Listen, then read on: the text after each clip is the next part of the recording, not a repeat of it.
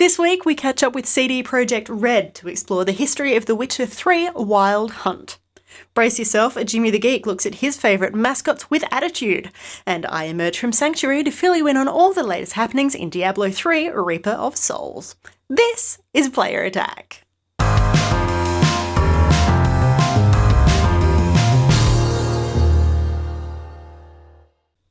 Hi, I'm Jessica Citizen, and this week we have a couple of bombshells from the world of Minecraft. First up, Notch updated his Twitter in a typically understated fashion, casually announcing that there are now more than 100 million registered Minecraft users. Mind you, the actual number of gamers playing the blocky world builder might be much higher. This figure only relates to the original PC exclusive version of the game, ignoring all the additions that have popped up on console, mobile, handheld, and all the other platforms over the years. But that number is big enough to impress a lot of people, and it seems that Warner Brothers are among the impressed. Notch has also confessed his studio is in talks for a potential movie based on the game. We don't know anything much about what's going on there, but following the recent runaway success of the Lego movie, it seems a bit of a no-brainer. In console news, after months of speculation, it has finally been confirmed that yes, Twitch streaming is coming to the Xbox One. The video sharing service will hit Microsoft's console later this month, right alongside the launch of Titanfall. And while Microsoft and EA bring good tidings, it's sad days for Nintendo fans as the company announces it is shutting down the Nintendo Wi-Fi connection after more than 8 years online. The system, launched in November 2005 alongside Mario Kart DS and Tony Hawk's American Skateland, provides online connectivity for games on the Wii and the original DS. You can still play online for the next little while, but Nintendo will be pulling support on May 20th. In other news, Red Links is bringing the super challenging Trials series to all new platforms as Trials Fusion is set to take over PS4 as well as PC, Xbox 360 and Xbox One. The new game also features vivid outdoor settings, gone are the dull warehouses of earlier titles, and all of the usual bells, whistles and Easter eggs that we've come to expect from the franchise. Speaking of things that we expect from a franchise, it's a sad state of affairs, but we're not sure we will ever get a new Command & Conquer. Here to ease the pain, however, is Renegade X. It's a strategic first-person shooter in the vein of Command & Conquer Renegade, and it has just hit open beta. Renegade X has been in development since 2006 and started life as a mod, but it is now an almost fully fledged standalone project. It's not a remake of the original Renegade, with developer Totem Arts referring to it as a spiritual successor, but regardless of what you call it, there is more than enough familiarity to keep old school fans happy. You can grab the file from the Player Attack file library. Dragon Age Inquisition is currently in development at BioWare in Canada, and it seems the studio has run out of interesting sounding people. Don't get too upset for them though, their loss is your gain. BioWare wants you to step up and take your place in the Inquisition. Simply record your performance of a provided script, share it with BioWare, and you're in with a chance. The winner will be flown to a recording studio and given the opportunity to be part of Dragon Age Inquisition. Bioshock Infinite is set to launch its third and final piece of DLC later this month, and while we were pretty happy with the idea of playing as Elizabeth in Burial at Sea Episode 2, it seems Irrational had one last trick up its sleeve. The DLC will also include a new gameplay mode titled simply 1998. This is shamelessly inspired by Thief and other stealth games and will reward you heartily for completing a non-lethal playthrough. Prefer to kill the bad guys? The original gameplay modes are still available. Duke Nukem Mass Destruction is still in legal hot water, but things have just got a little weirder, as Apogee Software and 3D Realms have just been bought out by Interceptor Entertainment. To put that another way, the studio that created Duke Nukem is now owned by the studio that rebooted Rise of the Triad. The decision sees Dutch-based Interceptor planning to breathe life into Apogee's other franchises as well as the Duke, so revamped versions of things like Shadow Warrior and Commander Keen might not be too far away. Another veteran property that is getting a new lease on life is The Hitchhiker's Guide to the Galaxy. The original 1984 interactive text adventure is being rebooted to celebrate the 30th anniversary of the project, and it will be playable online via the BBC Radio 4 Extra website from March 8th. And finally this week, if you're in Australia and you love racing games, there's a new opportunity for you. The GT Academy program has expanded to Australian shores, so if you're able to set the fastest lap times in Gran Turismo 6 and maintain your spot at the top of the leaderboard, you could be on your way to racing stardom. Don't go thinking this is just another gimmicky promotion either.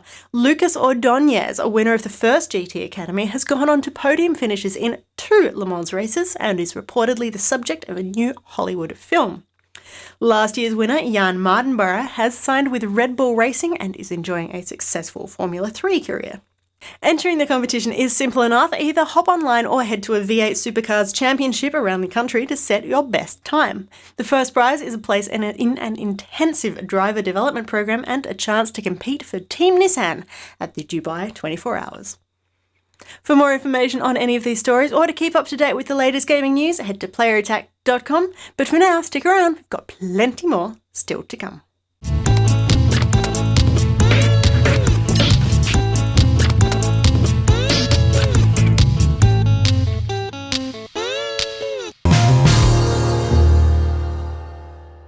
Diablo was defeated. For a time it seemed we would know peace, but it was not to be. For Diablo's essence lingers in the black soul stone. I cannot destroy the stone, nor allow its evil to remain within the heavens. And so it must be hidden, even from the angels. I pray that it will be enough. The closed beta for Diablo III Reaper of Souls has ended, and we have to wait until March 25th for the expansion set to officially launch. I loved the original Diablo 3, but trust me when I say it is impossible to go back to the original game after a taste of what could be. The expansion fixes so many issues that shipped with the game back in 2012, but it also improves things you didn't even realise were broken. But let's start at the beginning. The expansion set was first announced back at Gamescom 2013, when we were told that the Angel of Death, Malthael, would be appearing in an all-new act for Diablo 3. Of course, a new hero also had to be introduced to combat this new evil, and Blizzard introduced us to the Crusader. He is amazing. At times the class runs very close to being ridiculously overpowered. He's got a perk that gives him superhuman strength, so he can carry two-handed weapons in one hand with a giant Crusader shield in the other. This shield also doubles as an offensive weapon, able to bash opponents into oblivion as well as protecting your character. Now, whether he gets more balanced by the game's official launch remains to be seen, but personally, I'd be more than happy if he stayed just like he is. Of course, it is worth noting that, just like every other character class in Diablo 3, you can choose either a male or female Crusader, both have the signature oversized shield, and both can stand their ground in battles with the undead.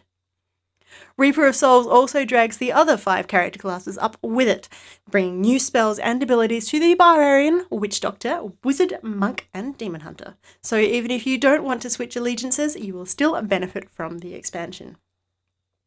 There's also a brand new level cap. Reaching level 70 is far easier, and once you get there, you unlock a brand new difficulty setting.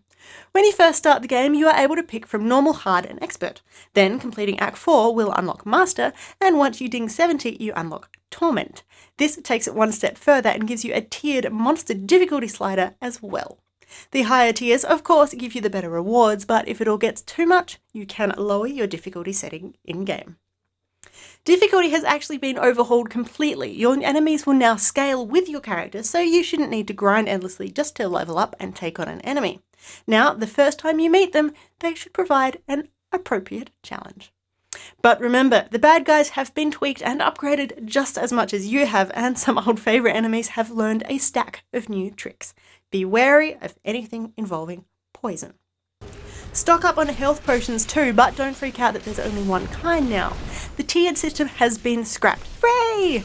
And instead now there is only one sort of potion which will heal you for 60% of your life, regardless of what level you are. Another handy update, these are now treated like gold, so you just have to walk over them rather than specifically picking them up. Now, I'm not the most tactical Diablo player.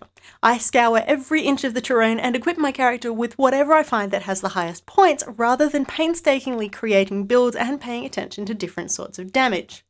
Of course, I love collecting loot, and the new Loot 2.0 system is wonderful. My favourite update, rather than having a backpack full of mismatched gear that my Crusader couldn't use, 9 out of every 10 items I picked up were usable by that particular character.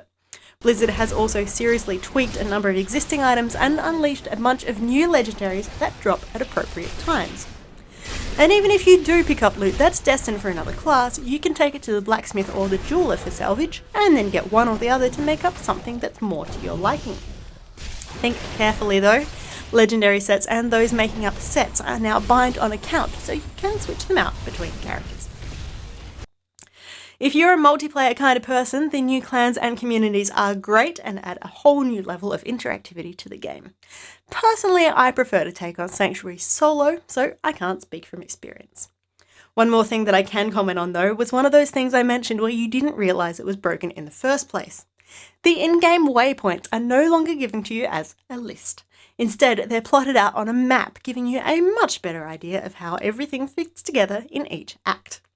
The entire interface has been tweaked, polished, and beaten into shape with user experience first and foremost in the developers' minds. Menus have been revised or recreated, item labels can be replaced by icons, and gold piles are no longer labelled because, hey, it's all gold, right? Many of these new changes are actually live right now in Diablo 3 version 2.0.1, so take the time to run around and familiarise yourself with exactly what's going on. That way, when release day rolls around, you will be able to immerse yourself properly in the real new content. Act 5, Adventure Mode, Bounties, the fully randomised Nephilim Rifts, the third Artisan, the Mystic, and of course, the Crusader. Diablo 3 Reaper of Souls is currently available for pre-order and will launch simultaneously on Mac and PC on March 25th. As well as those two platforms, the core game is also available on Xbox 360 and PS3, but if you want the latest console experience, hang on for a little while. Reaper of Souls is also headed to PS4 soon.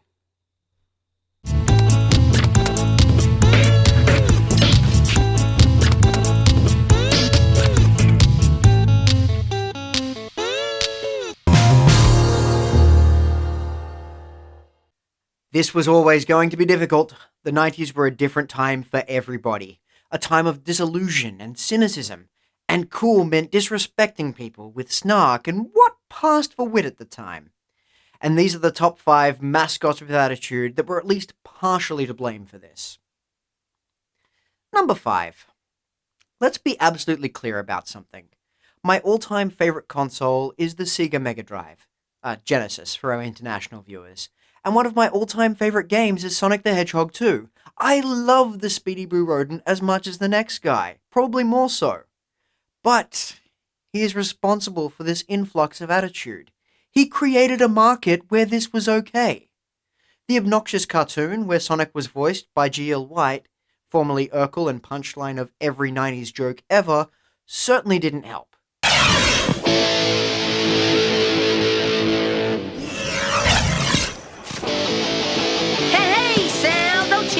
A fool, cause baby you know that I'm way past cool, way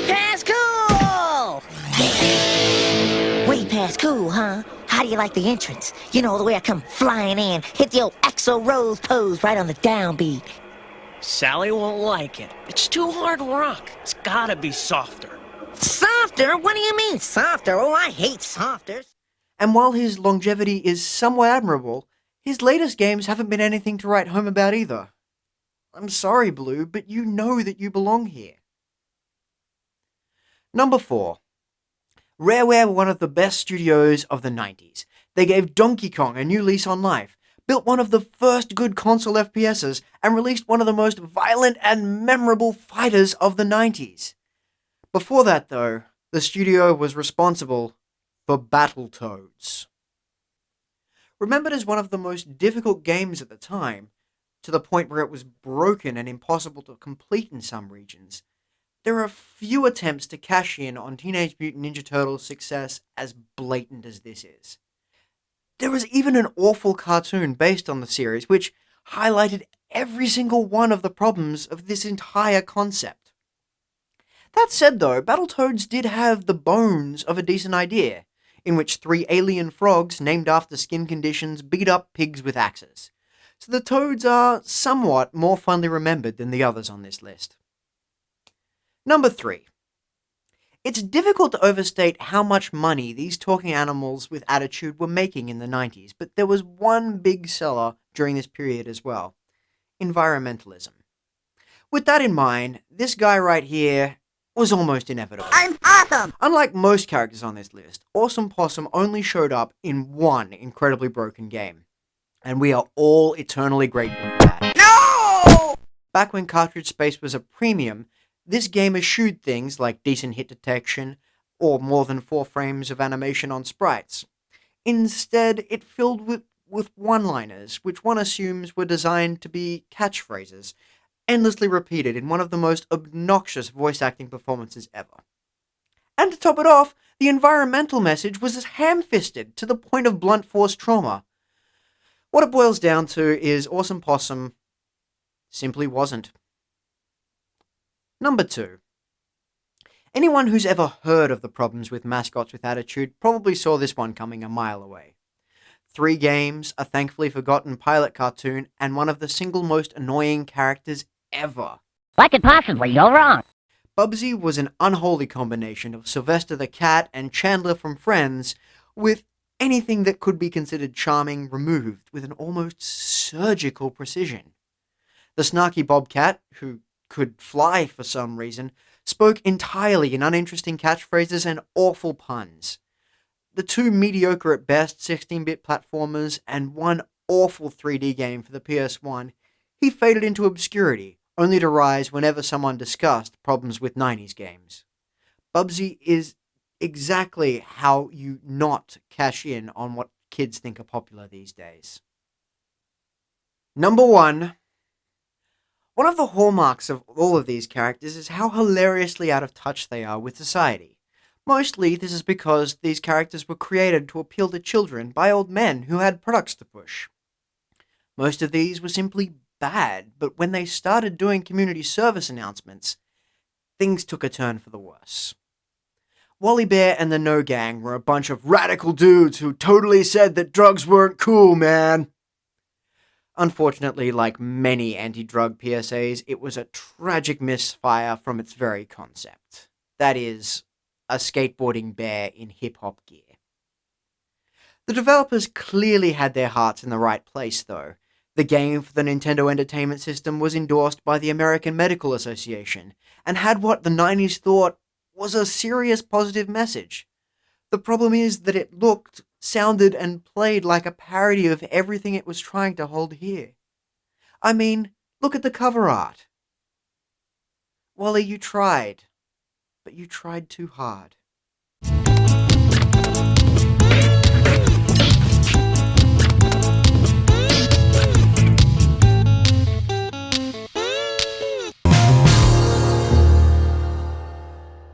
Around 12 years ago, we started our adventure with role-playing games. We were always dreaming about creating one, and many years ago, our co-founders, they decided that they would like to create a game set in a world created by Andrzej Sapkowski, famous writer. He created saga about the adventures of Geralt of Rivia, a witcher, so ultimate monster slayer. And big part of us, if not every one of us from the studio, we were raised on these books, and I personally love them. So many years ago, we decided that it's worth doing a game set in this world. That was 12 years ago. We created Witcher 1, in which we learned how to create a mature role-playing games. Why mature? Because the world described in the books, it's a mature world in which you would believe that this kind of world could exist without easy distinguish or differentiation between good or evil, just something somewhere in between, the world when everything is relative, that rights of ones may be wrong for the others, and vice versa. So depending on with who you are, what do you decide to do, you will create and shape the unique story. So that was the Witcher 1. We released The Witcher 1 in 2007. At the beginning we were not quite happy with the quality. It achieved on average 81, the score from the reviews. And we wanted to have a little bit more. We wanted to, I mean, it was not, score-wise only. We just knew where we are aiming and what kind of quality we would like to achieve. So several months later, we released the enhanced edition of The Witcher 1. And we were quite happy about this game at this moment. We added a lot of content, of voiceovers. We corrected a lot of glitches and errors on the way. The score was better. That's nice. I mean, the guys who and girls reviewing our game decided to give us another try, and the average note was 86, which everyone was happy about that as well. But that was 2008, and at that moment we said, okay, we created something cool, but now we want to create even more. We started with few people. We've thought that maybe 17 in the team should be enough to finish the game. The Witcher 1 was finished in the team of 100 people. Then we moved to the other project, which is Witcher 2. It was quite complicated because we wanted to make another step to create even better game, and in the same moment we decided to use our own technology and switch from the Aurora engine from BioWare to our own RED engine. So we were creating and developing the engine, and in the same moment we were creating a game. A game in which we wanted to excel into telling the stories. So storytelling was the key element of the game. And as well, we made an experiment with choices and consequences. We tried how far we can push that. And we created one choice in the game, and depending on that choice, you would be exposed to two totally different gameplay, several hours of different adventures, not accessible for those who made a different choice somewhere in the middle. And then we released the game in 2011 on PC and 2012 on the Xbox, again as an enhanced edition, so with some new content for the PC as well, new adventures, a few hours of additional gameplay. At that moment we said, okay, we are on track with storytelling, we know how to do that, but we want to make it truly immersive. And for that we were missing the last element, which is open world. It was hard to create an open world before because the technology was not yet there. We were not ready for that in terms of experience maybe as well, the size of the team. Because we didn't want only to create an open world. We wanted to create a story set in an open world and to bound it to the extent that no one bound it that way before. So it was quite a challenge, but we thought, okay, we are ready for that. If I'm to choose between one evil and another, I'd rather not choose at all. Just make it quick, Geralt. We are focusing right now on blending these two things, which is the open world and the story. It's a big challenge, but we have several ways to accomplish that. So for sure, huge effort, million of variation and big challenge in front of the story writers, because they had to predict not only what will happen, but in which order it will happen, and make everything coherent. So the story writers, they had a lot of work. Then the quest design team and level design team, everything has to match together. Then the world it's really big. It's 35 times bigger than the world from The Witcher 2. The only one island, Artskellig, on which we were showing the small presentation today, is the size of the world of the whole Witcher 2. So the world is huge, and there is no artificial barriers. There is not path to follow. You can go wherever you want and do whatever you want in any given order, which is quite complicated from design point of view as well. So we had to use several ways to attract people and not to make them bored by the game.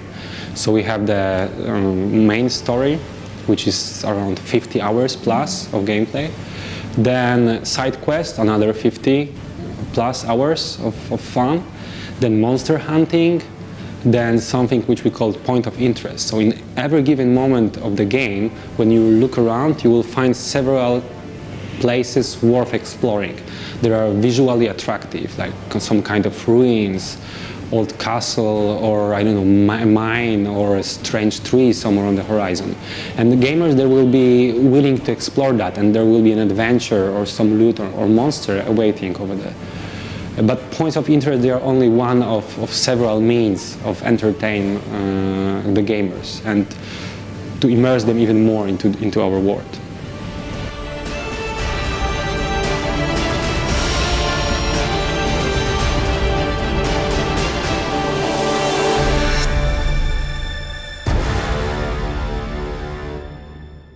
And that's about it for this edition of Player Attack. Thanks for watching. Next week, Mel travels to Donkey Kong Country for a look at Tropical Freeze. Johnny Robot hits the road and heads on down to a quiet little mountain town called South Park. And somewhat closer to home, I catch up with the team behind new virtual reality headset, the Oculus Rift. In the meantime, you can catch us on playerattack.com. We're on Facebook, YouTube and Twitter. And if you've got something you want to say, send us an email, mailbox@playerattack.com, or just hop on our forums. Till next week, I'm Jessica Citizen, and this is Player Attack.